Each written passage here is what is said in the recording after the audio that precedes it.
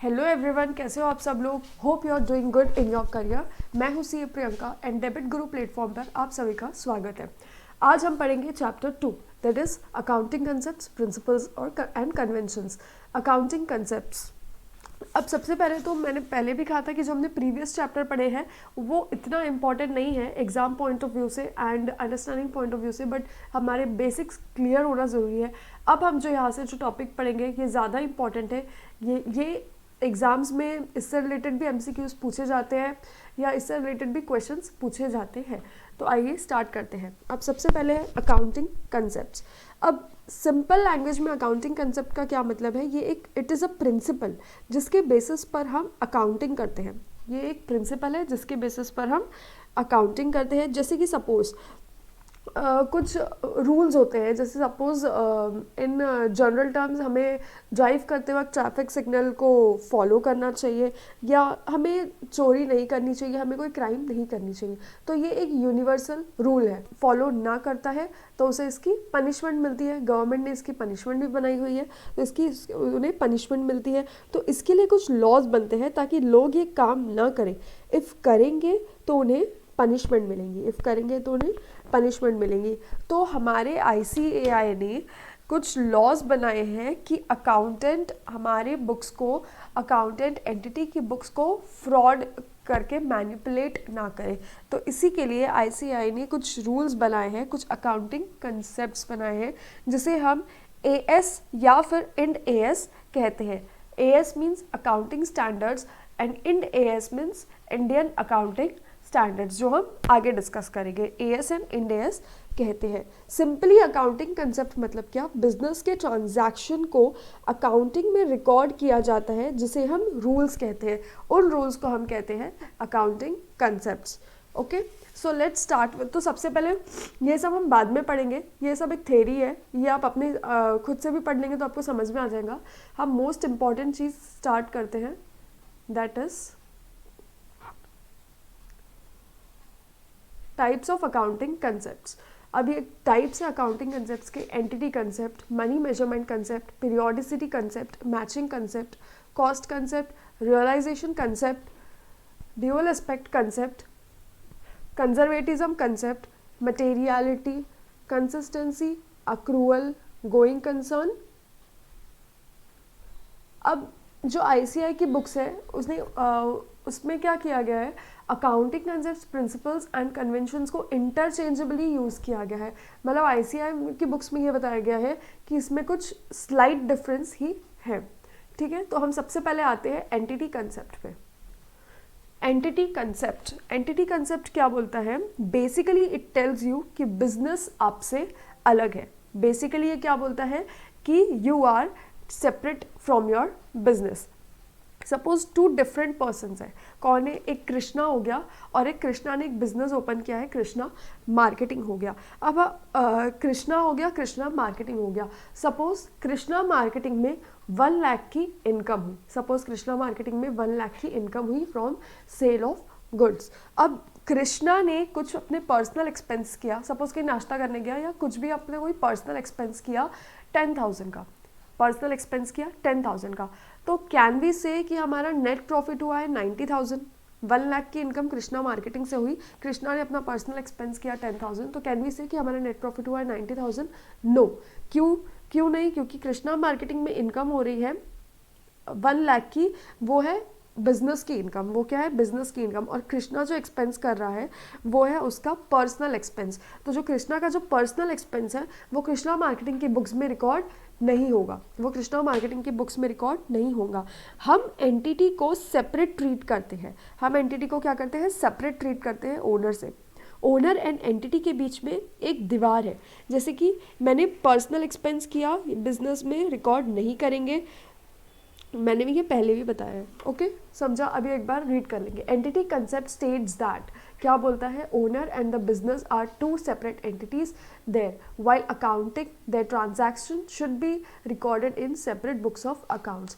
This concept is also known as separate legal entity concept. इसे separate legal entity concept भी बोलते हैं। इसका मतलब है कि आपका बिजनेस आपसे अलग है। Due to this concept money invested by the owner in the business is liability for the business.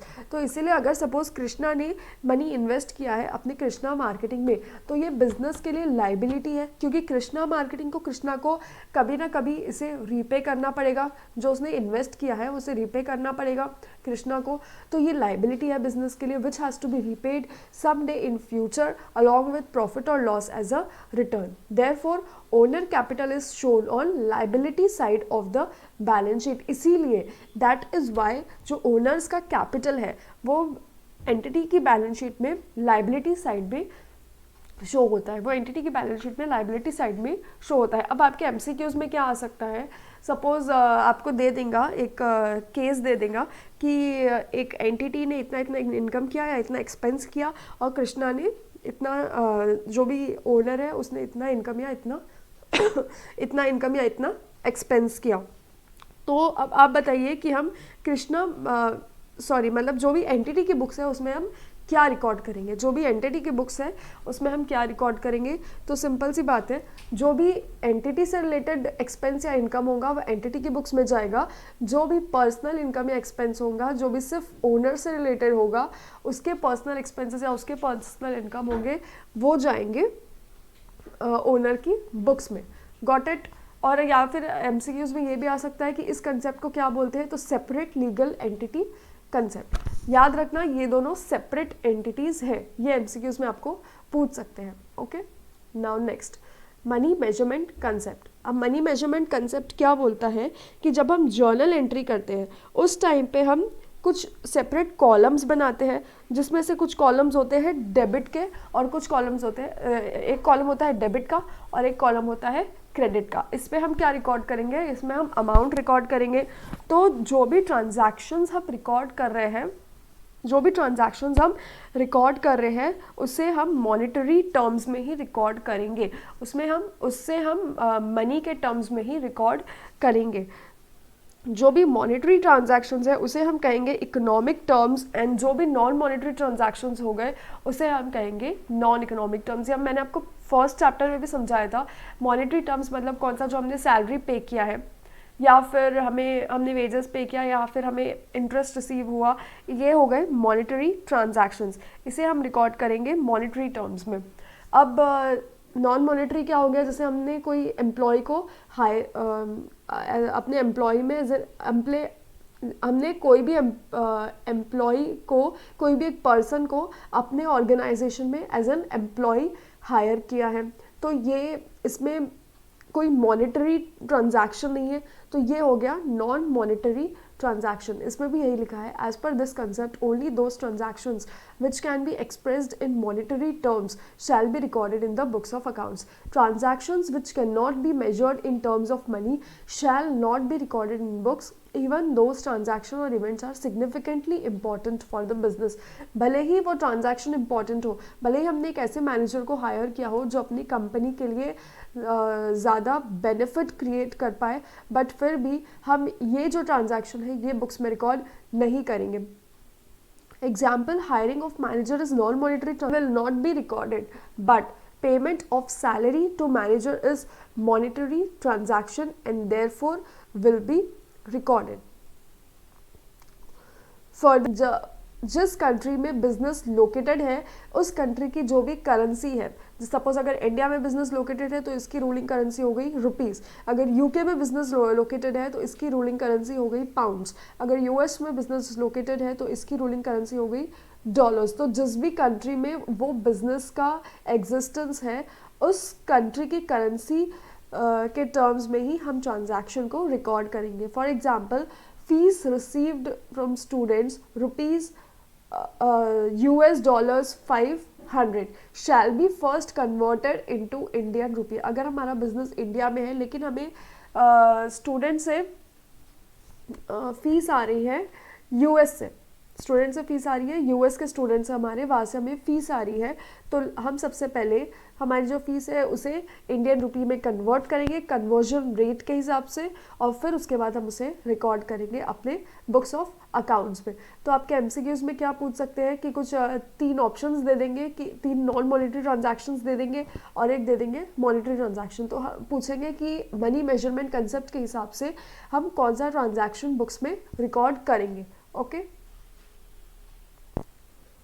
Many material transactions and events are not recorded in the books of accounts just because they cannot be measured in monetary terms. कुछ भले ही कुछ important transactions हो, material मतलब important transactions जिससे user की decision making पर effect पड़ता है, जिससे यूज़र की डिसीजन मेकिंग पर इफ़ेक्ट पड़ता है, तो भले ही वो मॉनेटरी ट्रांजैक्शंस ना हो लेकिन फिर भी वो बुक्स ऑफ अकाउंट्स में रिकॉर्ड नहीं होंगे just because they are non monetary in nature. Got it? Therefore, it is recognized by all the accountants that this concept has its own limitations and inadequacies. तो ये भी accountant ने recognise कर लिया है, समझ में आ गया है कि ये जो नॉन मनी मेजरमेंट कंसेप्ट है इसकी भी कुछ लिमिटेशंस है और कुछ इनएडिक्वेसीज है, कहीं कहीं इसके भी कुछ लिमिटेशंस है कि ये वो एक पर्टिकुलर वर्क फुलफिल नहीं कर पा रहा है। Yet it is used for accounting purpose because it is not possible to adopt a better measurement scale. फिर भी हम इसे accounting purpose के लिए use करेंगे। Got it? Next हो गया periodicity concept. Periodicity concept. अब पीरियोडिसिटी कंसेप्ट क्या बोलता है कि हमें अकाउंटिंग एक फिक्स्ड पीरियड के लिए करते हैं, हम अकाउंटिंग क्या करते हैं एक फिक्स्ड पीरियड के लिए, ताकि हम कंपनी के जो 2 फाइनेंशियल पीरियड है उसे कंपेयर कर पाए कि कितना प्रॉफिट या लॉस आ रहा है दोनों फाइनेंशियल पीरियड्स में, या दोनों पीरियड्स में कितना प्रॉफिट और लॉस आ रहा है। As per this concept the life of business is indefinite.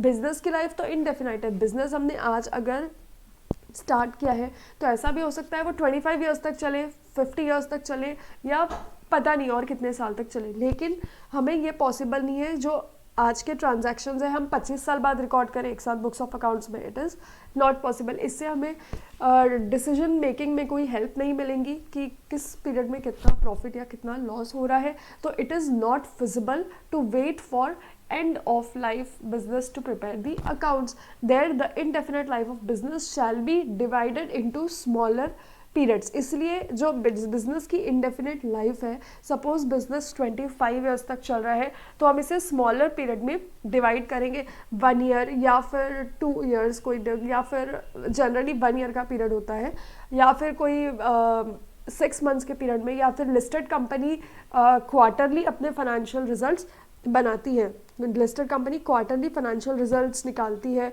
कि उसे क्वार्टरली प्रॉफिट एंड लॉस कितना हो रहा है वो समझ में आए, और फिर हम एनालिसिस करेंगे तो हमें better financial performance and better financial position business की देखने को मिलेंगी। This smaller period can be annually, half yearly, quarterly और मंथली। ये एनुअली 1 ईयर का हो सकता है, 6 मंथ्स का हो सकता है, 3 मंथ्स का हो सकता है, या फिर मंथली भी हो सकता है, at the end of which accounts of business are drawn. Thus, drawings the accounts at the end of each accounting period at not the end of life of business. हम हर accounting period के end में business के accounts को record करेंगे। Accounting period कोई calendar year use करेगा, कोई financial year use करेगा। फाइनेंशियल ईयर मतलब इंडिया में फाइनेंशियल ईयर होता है 1 अप्रैल टू 31 मार्च। वैसे ही यूके में फाइनेंशियल ईयर 1 अप्रैल नहीं होता है। यूके में क्या होता है, फाइनेंशियल ईयर जब से बिजनेस स्टार्ट हुआ है तब से वो लोग फाइनेंशियल ईयर काउंट करना स्टार्ट कर देते हैं। सपोज अगर बिजनेस स्टार्ट हुआ है 1 फरवरी से, तो 1 फरवरी से वो लोग फाइनेंशियल ईयर 1 फरवरी टू 31 जैन वो लोग फाइनेंशियल ईयर कंसिडर करेंगे। बट इंडिया में financial year is fixed 1 April to 31 March.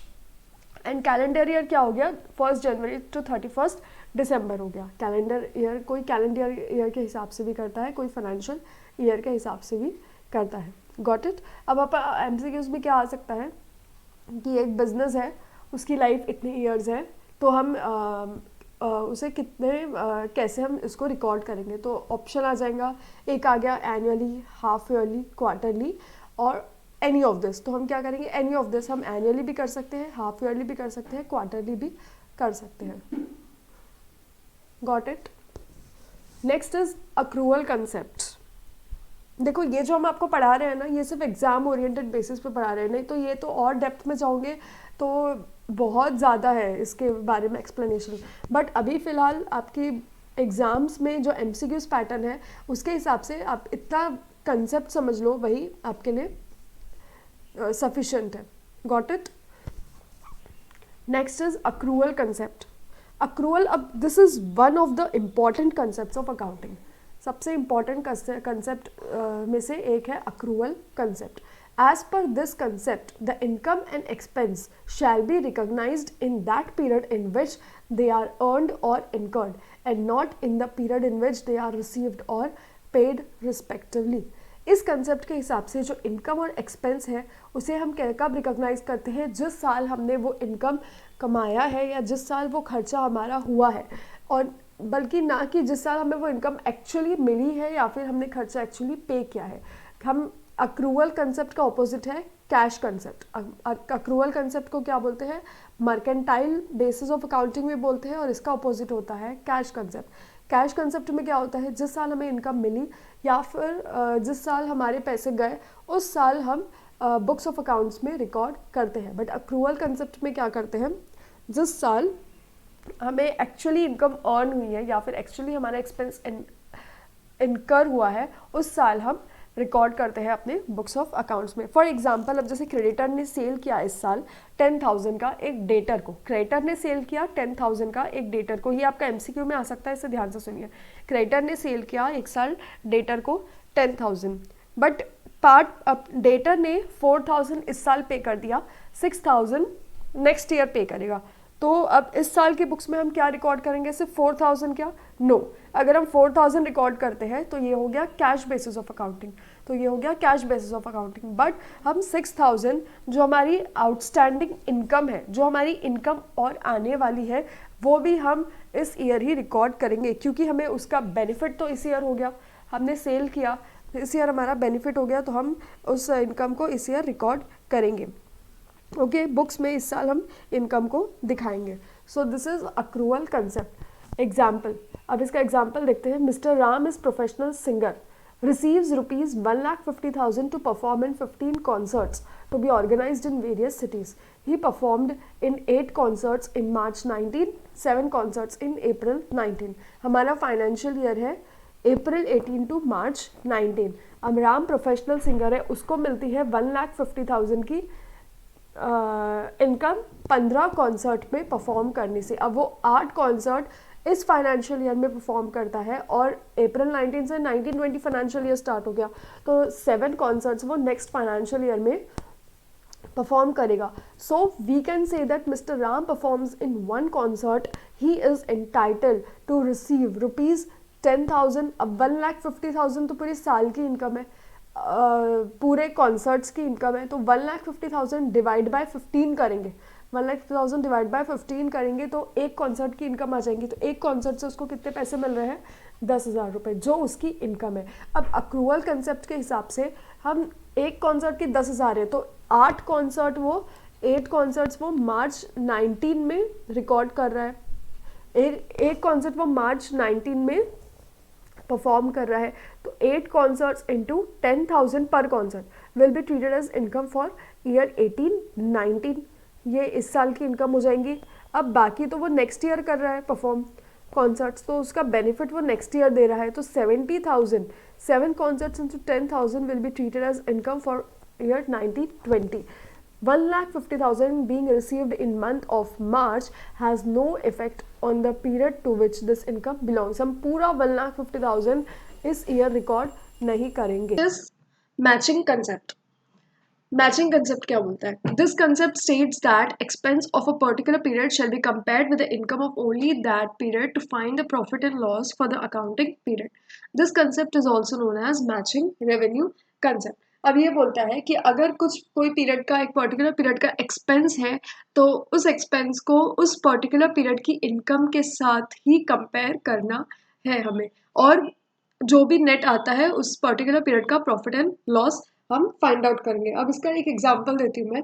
Suppose हमने परचेज किए 5000 यूनिट्स, सपोज हमने परचेज किए 5000 units at the rate of ₹10 per unit, and हमने सेल किए हैं उसमें से 5000 हमने परचेज किए, सेल किए हमने 4000 यूनिट्स, हमने सेल किए 4000 units at the rate of ₹20। अब ऑब्वियसली अगर हम परचेज 10 पे करेंगे तो हम सेल कुछ प्रॉफिट मार्जिन ऐड करके सेल करेंगे। तो हमने सेल किए 4000 unit at the rate of ₹20।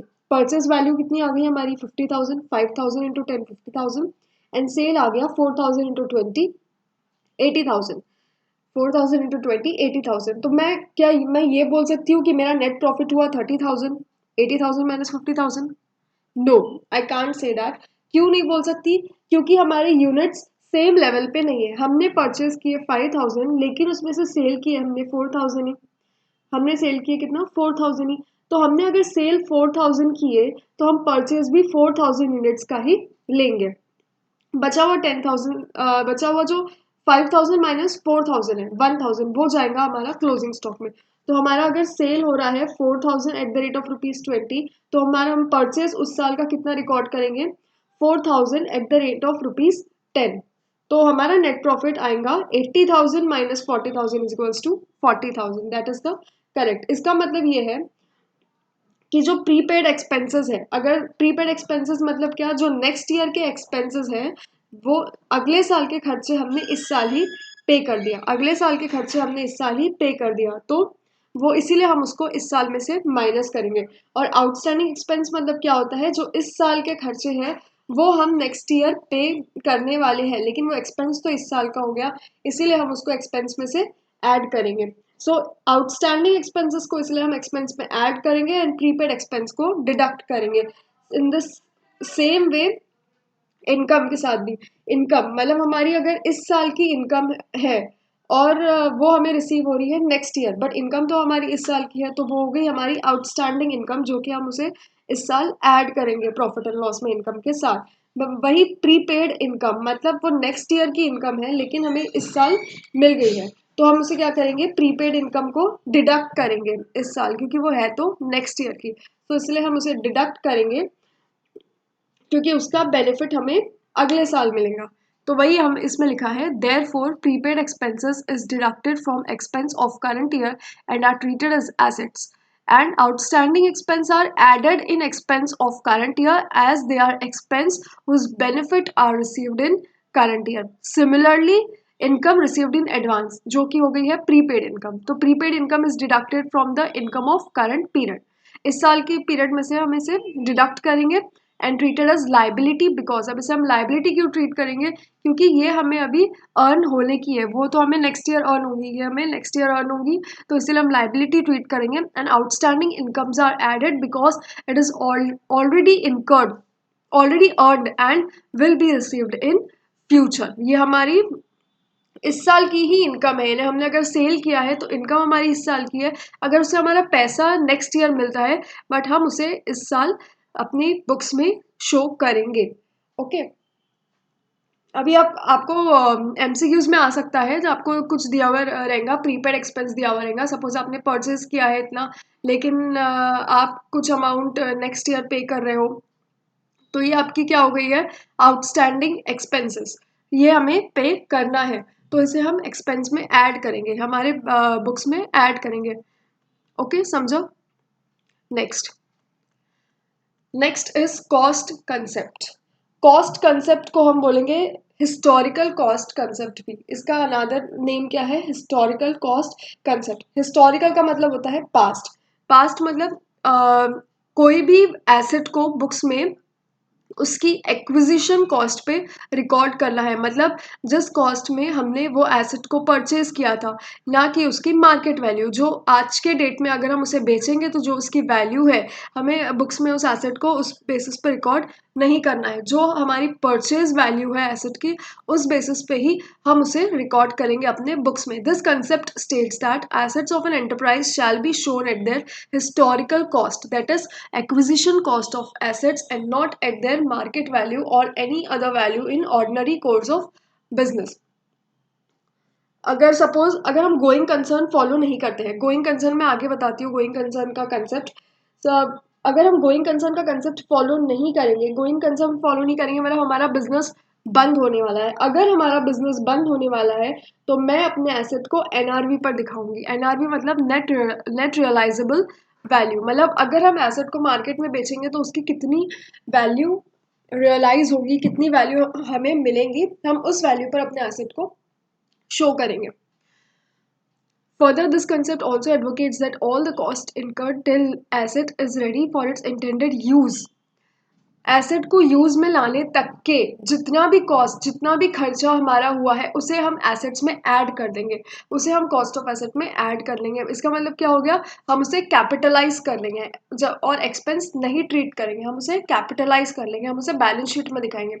For example, अगर हमने मशीन परचेज की है 1 लाख की और उस पर 10,000 हमारा खर्चा हुआ है ट्रांसपोर्टेशन का, फ्रेट का खर्चा हुआ, और 10,000 इंस्टॉलेशन का खर्चा हुआ है, तो हम कॉस्ट ऑफ एसेट कितना दिखाएंगे अपने बैलेंस शीट में, बुक्स ऑफ अकाउंट्स में, 1,20,000, 1 lakh plus 10,000 plus 10,000।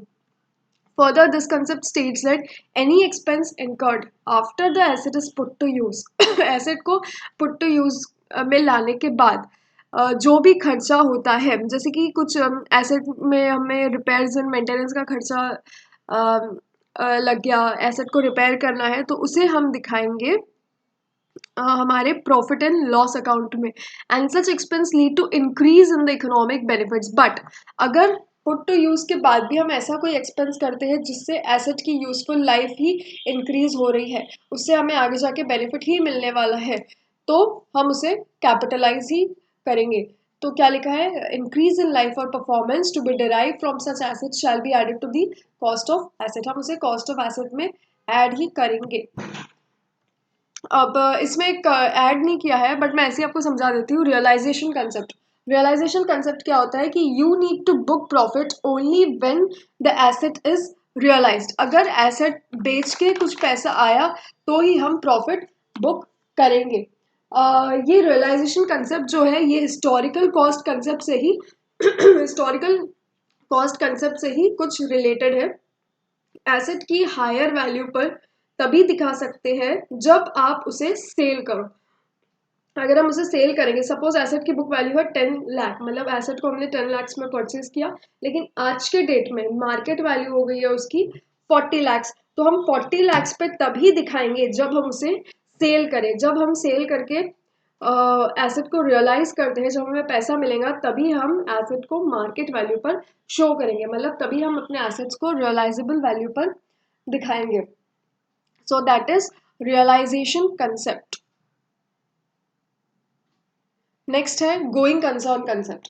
Going concern क्या बोलता है, इफ हमने कोई बिजनेस स्टार्ट किया है, इफ हमने कोई बिजनेस स्टार्ट किया है तो वो आने वाले कुछ ईयर्स तक चलता रहेगा, हम ऐसा अज्यूम करेंगे। अगर सपोज आज हमने बिजनेस स्टार्ट किया है तो हम ये अज्यूम करेंगे कि हमारा बिजनेस आने वाले 15-20 ईयर्स तक के चलता रहे, तो हम अकाउंटिंग भी उसी बेसिस पर करेंगे। अब सपोज हमने बैंक से लोन लिया, तो हम बैंक से लोन लेते हैं कुछ 5-10 ईयर्स में रीपे करने के लिए, तो हम अज्यूम करेंगे कि हमारा बिजनेस भी फ्यूचर टाइम तक चलेगा ताकि हम बैंक को लोन रीपे कर पाए वापस। So that is going concern concept. तो हम ये पढ़ेंगे क्या है, this concept states that the business enterprise will go on for a foreseeable future. एक फ्यूचर तक के बिजनेस एंटरप्राइज चलती रहेंगी and will not shut down in near future, जो आगे जाके बंद नहीं होंगी। Then it is safe to say business has no plan to discontinue its operation in near future. Business का कोई प्लान नहीं है कि अपने ऑपरेशंस को, अपने जो भी बिजनेस अपनी एंटिटी को डिसकंटिन्यू करे, अपने एंटिटी को शट डाउन करे आगे आने वाले समय में। अगर अगर सपोज बिजनेस अपनी ऑपरेशंस को शट डाउन करती है तो तब उसके फाइनेंशियल स्टेटमेंट्स डिफरेंट मैनर में बनते हैं। जैसे कि रिसीट एंड पेमेंट अकाउंट हम बनाते हैं। अगर सपोज बिजनेस का लिक्विडेशन हो रहा है, कोई एंटिटी का लिक्विडेशन होने वाला है, तो हम उसके फाइनेंशियल स्टेटमेंट्स बनाएंगे रिसीट एंड पेमेंट अकाउंट पे।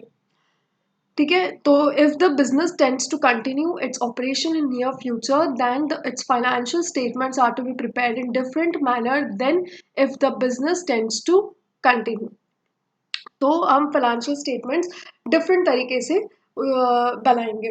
For example, if going concern concept does not hold good then all the assets will be valued eight market value. ये मैंने आपको पहले भी बताई थी रियलाइजेशन कंसेप्ट एक्सप्लेन करते वक्त, कि अगर गोइंग कंसर्न कंसेप्ट हमें लग रहा है कि बिजनेस आने वाले फ्यूचर तक के नहीं चलेगा, तो हम एसेट्स को मार्केट वैल्यू पे शो करेंगे और कॉस्ट वैल्यू पे शो नहीं करेंगे। क्यों? Because it is assume that business will discontinue and all the assets would sold. क्योंकि ऐसा हम मान लेते हैं कि बिजनेस आगे जाके बंद होगा और सारे एसेट्स हम बेच देंगे तो जो आज की वैल्यू है मार्केट की, वही हमें पैसा मिलेगा। इसीलिए हम एसेट्स को मार्केट वैल्यू पर रिकॉर्ड करते हैं।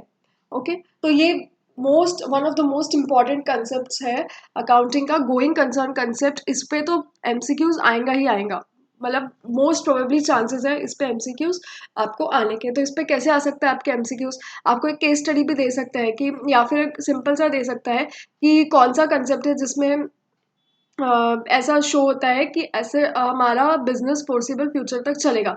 तो आपको ऑप्शन आ सकते हैं कॉस्ट कंसेप्ट या रियलाइजेशन कंसेप्ट, गोइंग कंसेप्ट और नन ऑफ दिस, या जो भी हम कंजर्वेटिज्म कंसेप्ट और ड्यूअल एस्पेक्ट कंसेप्ट जो भी ले लें। तो इसका आंसर होगा गोइंग कंसर्न कंसेप्ट। ये याद रखना, business will go on for a foreseeable future, this is the most important. Next, dual aspect concept. अब ड्यूअल एस्पेक्ट कंसेप्ट क्या होता है? अब हम कोई भी जर्नल एंट्री पास करते हैं, तो हम अगर एक साइड डेबिट करेंगे तो उसका इफेक्ट हम दूसरे साइड भी लेंगे, हम दूसरे साइड क्रेडिट करेंगे। सपोज हमने जर्नल एंट्री पास की है cash account debit to capital, तो एक साइड तो कैश हमारे बिजनेस में आ रहा है, मतलब एसेट इंक्रीज हो रहा है, और दूसरे साइड क्या हो रहा है, कैपिटल में भी चेंजेस आ रहे हैं, कैपिटल भी इंक्रीज हो रहा है। तो this concept states that each and every transaction और इवेंट विल हैव एटलीस्ट 2 और मोर इफेक्ट्स। एटलीस्ट उसके 2 या 2 से ज़्यादा इफेक्ट रहेंगे। ईच ट्रांजैक्शन और event will lead to at least 2 effect from below. या तो एसेट में इंक्रीज होगा या तो एसेट में डिक्रीज होगा। सपोज हमने कोई एसेट बेच दिया तो उससे हमारी एसेट में डिक्रीज होगा, और दूसरे एसेट में क्या होगा, इंक्रीज। यानी हमने बेचा प्लांट एंड मशीनरी, हमने बेचा तो इसकी एंट्री क्या होगी हमारी, bank account debit to plant and machinery. तो हमारा asset plant and machinery decrease हो रहा है, और एक साइड में बैंक जो दूसरा एसेट है वो इंक्रीज हो रहा है। फिर इंक्रीज और डिक्रीज इन लाइबिलिटी में भी हो रहा है। सपोज हमने कोई बैंक का लोन है वो रीपे कर दिया, तो उसकी एंट्री होंगी bank loan account debit to bank account. तो एक साइड से हमारी लाइबिलिटी डिक्रीज हो रही है, बैंक लोन डेबिट हो गया है, तो यहाँ पे लाइबिलिटी डिक्रीज हो गई है। दूसरा बैंक अकाउंट हमारी एसेट भी डिक्रीज हो गया है, एसेट भी डिक्रीज हो गया, बैंक अकाउंट को क्रेडिट कर दिया। सेम इंक्रीज और डिक्रीज इन कैपिटल, इंक्रीज और डिक्रीज इन एक्सपेंसेस, खर्चा। अगर हमने सैलरी पे किया है तो एक तरफ हमारी एक्सपेंसेस बढ़ा है, और हमारा जो एसेट है बैंक वो कैश या बैंक वो रिड्यूस हो गया है। सो इंक्रीज और डिक्रीज इन एक्सपेंस, इंक्रीज और decrease in income.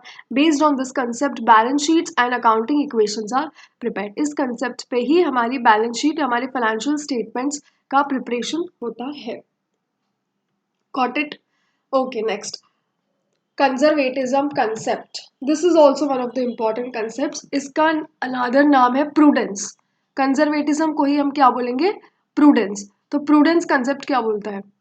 This concept states that uh, all the future losses provide for all the future losses but shall not consider the future gains. हमारे आने वाले जो भी loss है उसे हम प्रोवाइड कर देंगे बुक्स में, लेकिन जो प्रॉफिट होने वाला है लेकिन जो प्रॉफिट होने वाला है हम उसे अभी रिकॉर्ड नहीं करेंगे। अगर प्रॉफिट होने वाला है तो अभी से रिकॉग्नाइज नहीं करना है, और लॉस होने वाला है फ्यूचर में तो लॉसेस को अभी से रिकॉर्ड करो। क्यों रिकॉर्ड करो लॉस को अभी से? क्योंकि अगर आगे जाके हमारी कोई इमरजेंसी आ जाती है, हमारे लिए कुछ इमरजेंसी आ जाती है बिजनेस में, तो हमें रेडी रहना चाहिए लॉसेस के लिए, इसलिए हम लॉसेस को रिकॉर्ड करेंगे। As per this concept, if in future entity will incur the losses, then all the future losses should be recorded today. तो इसीलिए जो भी आने वाले लॉसेस है वो हम एंटिसिपेट करके, जो भी हमारे एंटिसिपेटेड लॉसेस है, फ्यूचर लॉस को क्या बोलेंगे, एंटिसिपेटेड लॉसेस, जो आगे हम एंटिसिपेट करते हैं, जो हमें पता नहीं है लॉस होने वाला है, हम एक अनुमान लगाते हैं, दैट इज एंटिसिपेटेड लॉसेस, उसको हम आज रिकॉर्ड करेंगे। Even if the losses will be incurred in future, भले ही लॉसेस आगे जाके इनकर होंगे, लेकिन हम उसे आज रिकॉर्ड करेंगे अपनी बुक्स में। But future gains shall not be recorded today, लेकिन अगर आने वाले कुछ ईयर्स में हमारी कुछ इनकम आने वाली है, हम उसे बुक्स में रिकॉर्ड नहीं करेंगे। Based on this concept only inventory is valued at cost और market value whichever is less. इसी कंसेप्ट पे इन्वेंट्री को हम वैल्यू करते हैं कॉस्ट या market value whichever is less, मतलब जो इन्वेंट्री की एक्चुअल कॉस्ट है, जिस कॉस्ट पे उसको खरीदा था, और आज की डेट में उसकी वैल्यू क्या है, उसी बेसिस पे हम इन्वेंट्री को विच एवर इज लेस, उसी बेसिस पे हम इन्वेंट्री को रिकॉर्ड करेंगे। इस कंसेप्ट को भी क्या बोलते हैं, प्रूडेंस कंसेप्ट। प्रूडेंस मतलब क्या होता है, अलर्ट रहना। प्रूडेंस मतलब सावधान, यानी हम जो भी लॉसेस होने वाले हैं उसे हम प्रोवाइड कर दो। प्रोवाइड करो मतलब रिकॉर्ड करो, प्रोवाइड करो यानी रिकॉर्ड करो। तो आपके एमसीक्यू में ऐसा आ सकता है कि as per which concept losses shall be recorded, या फिर ऐसा आ सकता है कि कंजर्वेटिज्म कंसेप्ट के हिसाब से 4 ऑप्शंस आएंगे। किसको रिकॉर्ड करेंगे हम, लॉसेस को, profit only, both losses and profit, और एनी ऑफ दिस या नन ऑफ दिस। तो इसका आंसर होगा लॉसेस ओनली, हम सिर्फ लॉस को ही रिकॉर्ड करेंगे। Next, consistency concept. Consistency concept क्या बोलता है, this concept states that all the accounting policies shall be followed year after year. हम अगर सपोज एक डेप्रिसिएशन की अकाउंटिंग पॉलिसी फॉलो कर रहे हैं एसएलएम बेसिस पर दिस ईयर, तो हम ऐसे नहीं कर सकते कि नेक्स्ट ईयर डब्ल्यूडीवी, फिर उसके बाद एसएलएम, फिर एसएलएम, फिर डब्ल्यूडीवी, फिर एसएलएम, फिर डब्ल्यूडीवी। नो, अगर हमने इस बार एसएलएम किया है तो हमें आने वाले कुछ ईयर्स तक के एसएलएम ही फॉलो करना है, अनलेस एंड अनटिल कुछ लॉ में चेंज आ गया, या फिर कुछ अकाउंटिंग स्टैंडर्ड में चेंज आ गया, या फिर अगर हमें लग रहा है कि अगर हम दूसरी पॉलिसी फॉलो करेंगे तो उससे हमारे फाइनेंशियल स्टेटमेंट का प्रेजेंटेशन बेटर होगा, तभी हम दूसरी पॉलिसी फॉलो करेंगे। This concept states that all the accounting policies shall be followed year after year and accounting policy should be changed only in exception situation. कुछ एक्सेप्शनल केसेस में ही accounting policies हम change करेंगे।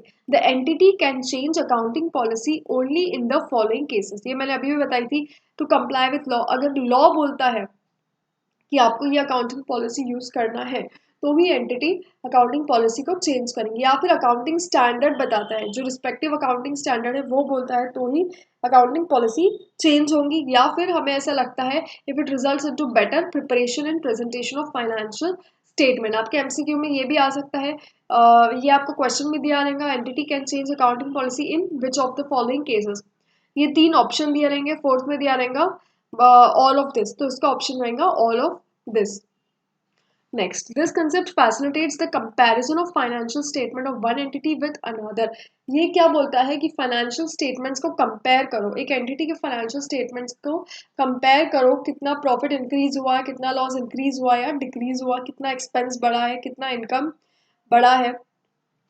Example, if the entity values the inventory at lower of cost or market value, then every entity should value to inventory at lower of cost or market value. Entity should not value inventory at market value even when the cost is less than market value. इसका मतलब है अगर suppose एक entity ने इस साल सोचा है कि इन्वेंट्री को हम रिकॉर्ड करेंगे लोअर ऑफ कॉस्ट और मार्केट वैल्यू, AS2 के हिसाब से इन्वेंट्री को हम रिकॉर्ड करते हैं लोअर ऑफ कॉस्ट और market value according to AS2 accounting standard 2 के हिसाब से। तो एंटिटी को कुछ ईयर्स तक के इसी बेसिस पर रिकॉर्ड करना पड़ेगा।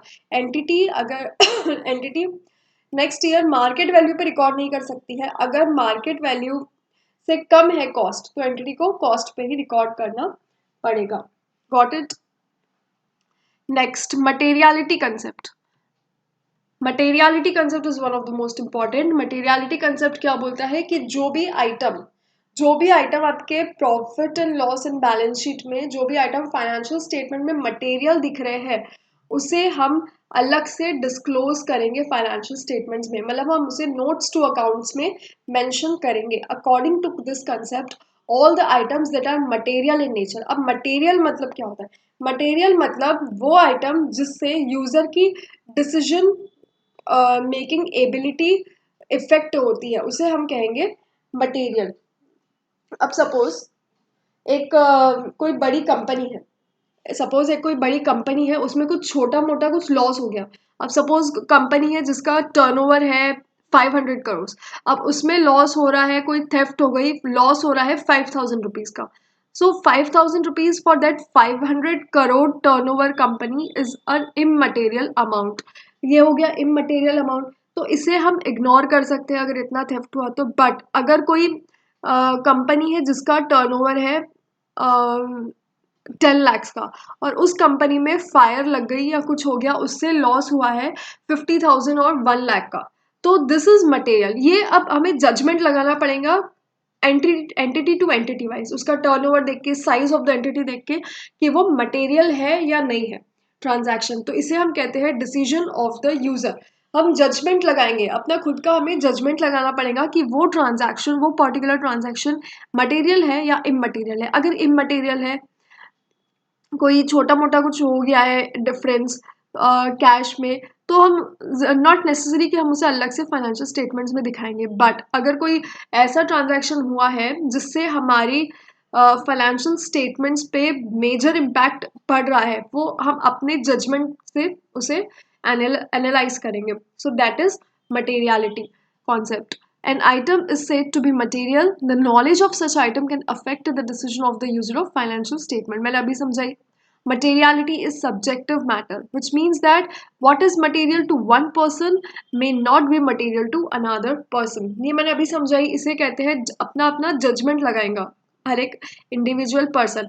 एक पर्सन के हिसाब से वो मटेरियल हो सकता है, दूसरे पर्सन के हिसाब से नॉट नेसेसरी कि वो ट्रांजैक्शन मटेरियल हो। सो ये यूजर की अपनी अपनी डिसीजन मेकिंग कैपेसिटी पे बेस्ड रहेगा कि वो ट्रांजैक्शन मटेरियल है या नहीं है। However materiality can be based on following two factors. Amount of item, एक आइटम का कितना अमाउंट है, ये मैंने अभी बताई, लॉस कितना हुआ, और नेचर ऑफ आइटम, वो आइटम किस नेचर का है। इस दो फैक्टर पे मटेरियलिटी हम जज करेंगे उस आइटम की। Amount of item, if the amount is big comparatively then it is said to be material. अगर वो अमाउंट बड़ा दिख रहा है कंपैरेटिवली, तो उसे हम कहते हैं मटेरियल। जैसे कि हमने पेमेंट किया डायरेक्टर को 1 लाख रुपीज का, एक कंपनी के डायरेक्टर को 1 लाख रुपीज का हमने पेमेंट किया when the turnover of company is 10 lakhs। Company का टर्नओवर 10 लाख है, जो ज्यादा नहीं है as compare to 1 lakh of payment to director of a company. तो कंपनी का टर्नओवर का पेमेंट है 10 लाख और हमने डायरेक्टर को 1 लाख का पेमेंट किया, तो उस साइज, हम एंटिटी का साइज देखेंगे, मतलब कंपनी उतनी भी बड़ी नहीं है, तो कंपनी के हिसाब से वो आइटम हो गया मटेरियल आइटम, वो ट्रांजैक्शन हो गया मटेरियल। तो ये कंपैरेटिवली बिग अमाउंट है and it would required separate disclosure. तो इससे इस ट्रांजैक्शन को हम अपनी बैलेंस शीट में अलग से नोट्स टू अकाउंट पे डिस्क्लोज करेंगे, हम अलग से नोट्स टू अकाउंट्स में मेंशन करेंगे। नेक्स्ट है nature of item. Nature of transaction is also important to determine the materiality. Materiality को डिटरमाइन करने के लिए वो ट्रांजैक्शन किस टाइप का है, this is also very important, this is also very significant in nature. For example theft by watchman of ₹1 lakh. एक watchman है, उसने चोरी की 1 लाख रुपए की, और डायरेक्टर ने चोरी की है 10,000 रुपए की कंपनी में, तो जिसका टर्नओवर है कंपनी का 100 crore. Theft by watchman is immaterial. Watchman ने चोरी की है 1 लाख की, वो तो इमटेरियल है, भाई वॉचमैन है उसने चोरी करी। लेकिन अगर वो ही चोरी डायरेक्टर ने भले ही कम अमाउंट की हो, बट वो हो गया मटेरियल। क्यों? क्योंकि डायरेक्टर उस कंपनी का पर्सन इन चार्ज होता है, सिग्निफिकेंट कंट्रोल होता है कंपनी का उस पर, तो उस पर कंपनी पर उसका। So director is in charge of a company, in future he can commit bigger theft also. आगे जाके ऐसा भी हो सकता है कि डायरेक्टर ने आज छोटा ट्रांजैक्शन की थेफ्ट की है, बट आगे जाके डायरेक्टर और बड़े ट्रांजैक्शंस को भी मैनिपुलेट कर सकता है, इसलिए हम डायरेक्टर के ट्रांजैक्शन को करेंगे material treat. Further, the materiality level is sometimes also defined by the law. Materiality level law भी डिफाइन करता है। अब जैसे कंपनी एक्ट बोलता है कि कोई भी अमाउंट है 1 करोड़ के टर्नओवर या फिर 10,000, विच एवर इज लोअर, इसके ऊपर का कोई भी अमाउंट है वो मटेरियल है कंपनी के लिए। तो लॉ भी बताता है कि कौन सा अमाउंट मटेरियल है और किसे हम मटेरियल ट्रीट नहीं करेंगे। तो ये एक सबका अपना अपना जजमेंट होता है। ट्रांजैक्शन जो बिजनेस के लिए इंपॉर्टेंट है उसे ज़रूर रिकॉर्ड करना है हमें, जो बिजनेस ट्रांजैक्शन है उसे तो ज़रूर रिकॉर्ड करना ही करना है। Next, substance over form. Substance over form क्या है? अब सब्सटेंस का मतलब होता है, अब एक लेमन लैंग्वेज में हम समझे, कोई जनरल टर्म्स में समझे तो सब्सटेंस मतलब कोई भी सॉलिड चीज, कोई किसी सॉलिड चीज का एग्जिस्टेंस हो जाता है लेमन लैंग्वेज में। और फॉर्म मतलब हम कहेंगे उस फॉर्म की कोई लीगैलिटी, कोई जो कानूनी तौर पर होना जिस फॉर्म को, लीगल फॉर्म। तो अब ये क्या हो गया, इसका एग्जाम्पल देती हूँ मैं कि हमने कार परचेज किया 10 लाख का। हमें कार हमने हायर परचेज पे परचेज किया है तो हमें इंस्टॉलमेंट पे करना पड़ेगा। 5 ईयर्स के लिए हमने परचेज किया तो इंस्टॉलमेंट कितना कितना रहेगा हर साल? 2 lakh. 10 lakh divide by 5 is equals to 2 lakh. तो हमने इंस्टॉलमेंट पे किया। तो हमने कार परचेज एसेट्स में, हमें बुक्स ऑफ अकाउंट्स में दिखाया हमने 10 लाख, कैश माइनस 2 लाख। तो हमें 8 लाख को आगे आने वाले ईयर्स में पे करना है, आगे आने वाले ईयर्स में पे करना है। तो अब हमारी हायर परचेज में क्या होता है, ओनरशिप मिलती है at the end of the period, at the end of the instalment period. लेकिन हम ट्रांजैक्शन को तो अभी दिखाएंगे बुक्स में। यहाँ पे कार तो अभी हमारे पास है बुक्स में, कार अभी हमारे पास बुक्स में है, भले ही लीगल हम उसके ओनर नहीं बने हैं लेकिन हमारे पास बुक्स में सब्सटेंस है। In this case car is the substance. तो हम बुक्स में कार को इस साल ही रिकॉर्ड करेंगे। So that is substance over form. अब यहाँ देखते हैं, this concept states that while recording transaction or event, the economic reality and actual substance of transaction or event is to be seen. उसकी economic reality देखेंगे, actual substance, actual transaction क्या है। हमने car hire purchase पे ली, so हमारी car books में show होगी, और and not just it's legal form.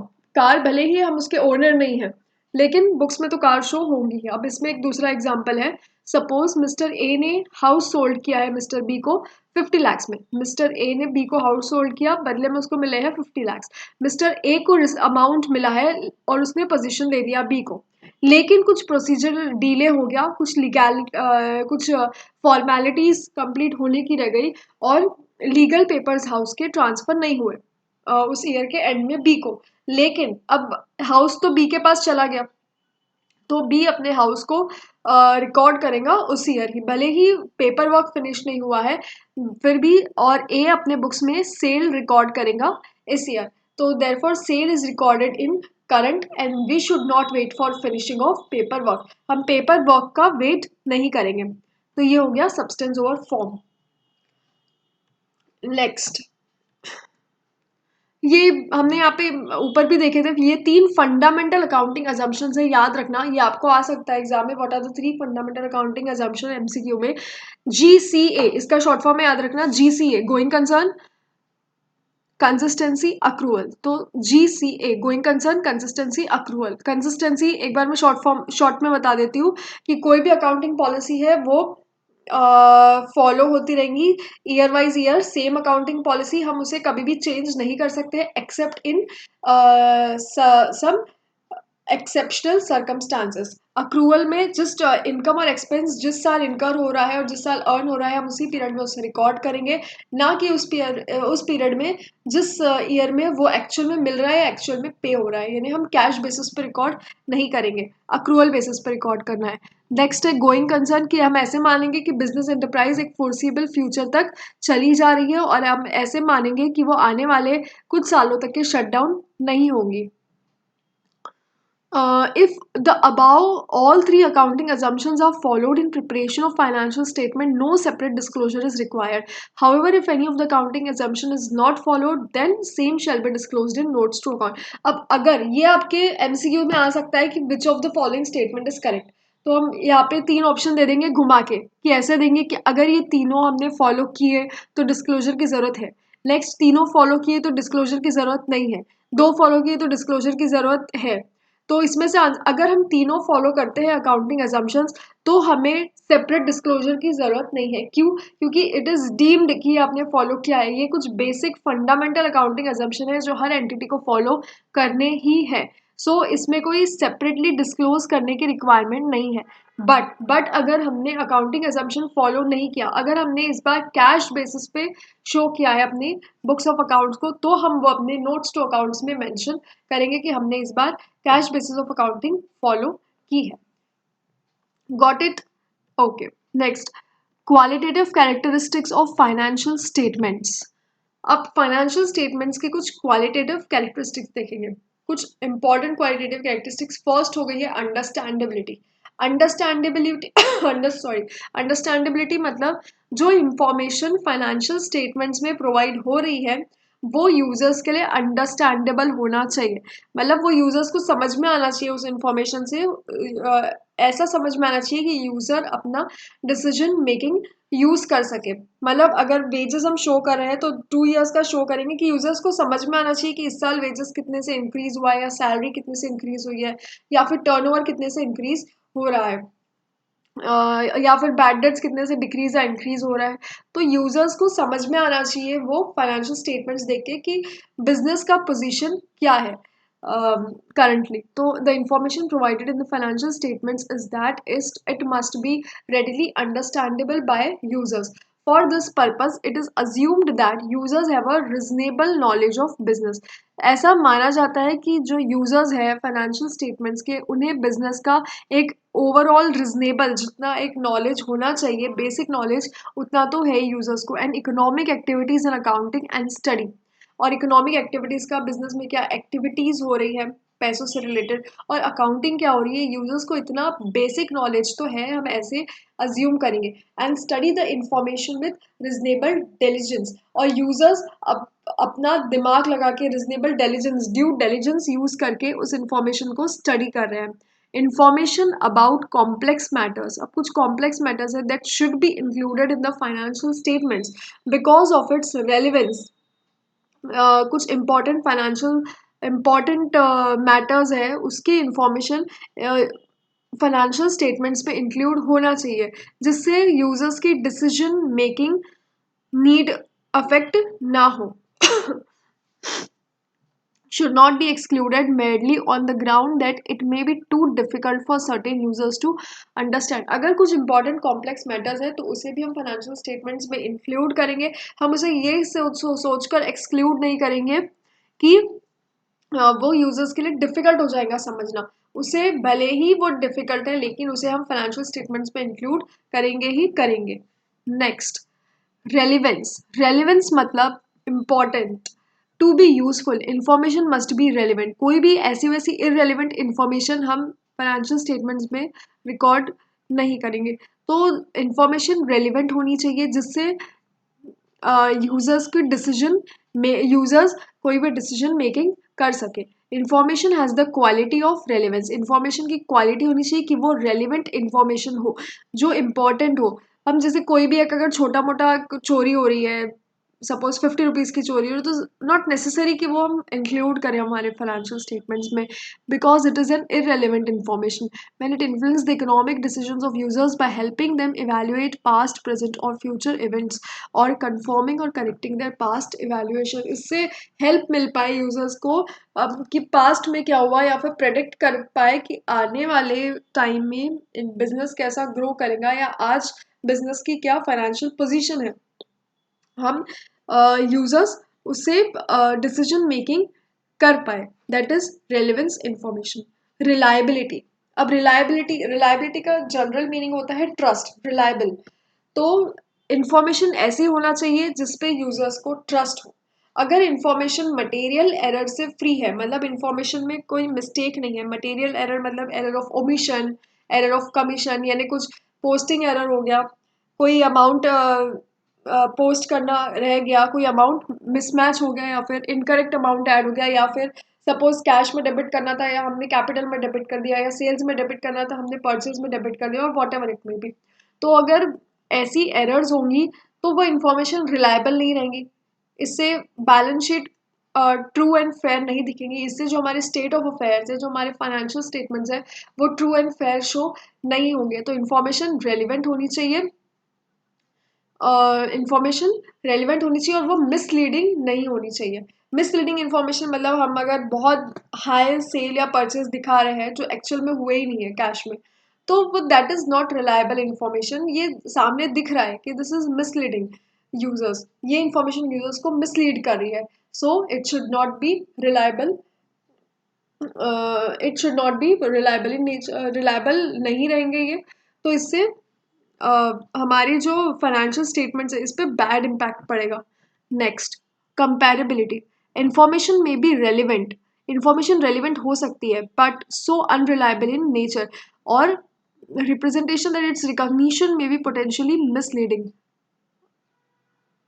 ये जो दो लाइन्स है ये गलती से आ गई है इसमें, इसे हटा देना। यहाँ से है कंपेरेबिलिटी। तो the comparison can be made of one entity with another entity और over different years. Comparable information होनी चाहिए। हम कभी भी फाइनेंशियल स्टेटमेंट्स बनाते हैं, सपोज हम इस साल का बना रहे हैं तो हम पास्ट ईयर का जो भी प्रॉफिट और लॉस हुआ वो उसका भी एक कॉलम हम ऐड करते हैं फाइनेंशियल स्टेटमेंट्स में। क्यों? क्योंकि हम कंपेयर कर पाए कि पिछले ईयर के कंपैरिजन में इस ईयर हमारा क्या ट्रांजैक्शंस हुए हैं, क्या इनकम हो रही है, क्या एक्सपेंसेस हो रहे हैं। तो इन्फॉर्मेशन कंपेरेबल होनी चाहिए, इससे भी यूजर्स को डिसीजन मेकिंग लेने में हेल्प मिलेगी। अब अदर क्वालिटेटिव कैरेक्टरिस्टिक्स है, मटेरियलिटी है, मैंने पहले भी पढ़ाई हो। इन्फॉर्मेशन मटेरियल होनी चाहिए कि फाइनेंशियल स्टेटमेंट्स सारी जो भी मटेरियल इंफॉर्मेशन है वो डिस्क्लोज करे। नेक्स्ट हो गया फेथफुल रिप्रेजेंटेशन, कि जो भी इंफॉर्मेशन जा रही है फाइनेंशियल स्टेटमेंट्स में, जो भी अकाउंटेंट इंफॉर्मेशन डाल रहा है वो फ्री फ्रॉम बायस रहे, कोई भी मिसलीडिंग इन्फॉर्मेशन नहीं आएंगी। Substance over form, substance over form में इकोनॉमिक रियलिटी चेक करना है। यानी हमने हमारा अगर कार का पोजीशन आ गया इस साल, हम ये नहीं देखेंगे कि उसका पेपर वर्क पेंडिंग है, हम इकोनॉमिक रियलिटी देखेंगे और उस हिसाब से ट्रांजैक्शन को रिकॉर्ड करेंगे। Full fair and adequate disclosure, जितना डिस्क्लोजर होना चाहिए था बुक्स ऑफ अकाउंट्स में, इमटेरियल डिस्क्लोजर की नीड नहीं है, जितना डिस्क्लोजर होना चाहिए था ट्रू एंड फेयर उतना डिस्क्लोज किया है या नहीं किया है। Completeness of financial statement, financial statement complete है या नहीं, जर्नल एंट्रीज ठीक से पास की हुई है या नहीं, ईयर एंड अकाउंट्स मेंटेन किए हुए या नहीं, लेजर के क्लोजिंग ट्रांजैक्शंस, लेजर को क्लोज किया है या नहीं eight the end of the financial year, हम ये भी चेक करेंगे। तो ये था आपके हम इतना डीप में नहीं जाएंगे चैप्टर के, एमसीक्यूज के हिसाब से इतना हम, आप कंसेप्चुअल क्लैरिटी हो जानी चाहिए आपको, दैट इज बेटर। तो आप एमसीक्यूज के पॉइंट ऑफ व्यू से चलेंगे तो हमारा ये चैप्टर हो गया है finish. Okay, goodbye, all the best everyone, goodbye, take care.